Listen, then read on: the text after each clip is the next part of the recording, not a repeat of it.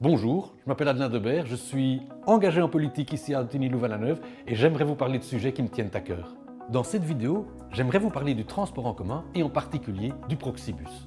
Avoir un transport en commun près de chez soi, c'est tout simplement être dans le monde, avoir la possibilité de bouger, c'est d'avoir de la liberté, c'est pouvoir être inclus dans le monde et c'est avoir un comportement plus écologique. Or, il se fait que la commune avait développé un Proxibus, c'est-à-dire un bus communal qui allait desservir les zones de Rofessard et de Seyroux, nettement moins bien desservies en bus. Cette expérience a fonctionné pendant 2 ans et au bout de 2 ans, on a décidé de supprimer le Proxibus. Ça paraît contradictoire. Pourquoi?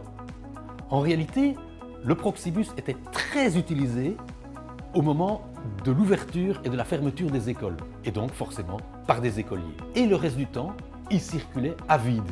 Il transportait de l'air, ce qui rendait l'ensemble des trajets très onéreux et très peu écologiques. In fine, tous les trajets auraient été faits en voiture, il y aurait eu moins de pollution que de faire tourner le Proxibus. Alors on a commencé par l'adapter, c'est-à-dire supprimer les horaires qui étaient vides ou quasiment vides, pour ne garder que les horaires scolaires.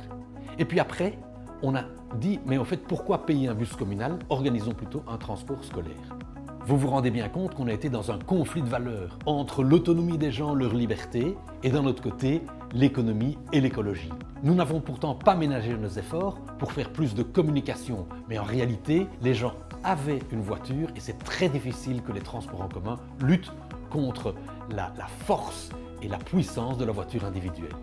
Alors bien sûr, nous avons mis des politiques complémentaires et alternatives en route. Nous avons développé le transport scolaire, nous avons développé les voitures partagées, nous avons développé les infrastructures pour faire du vélo de manière sécurisée. Nous pensons aussi développer le transport à la demande. Et ma question est, qu'auriez-vous fait à notre place dans ce conflit de valeurs?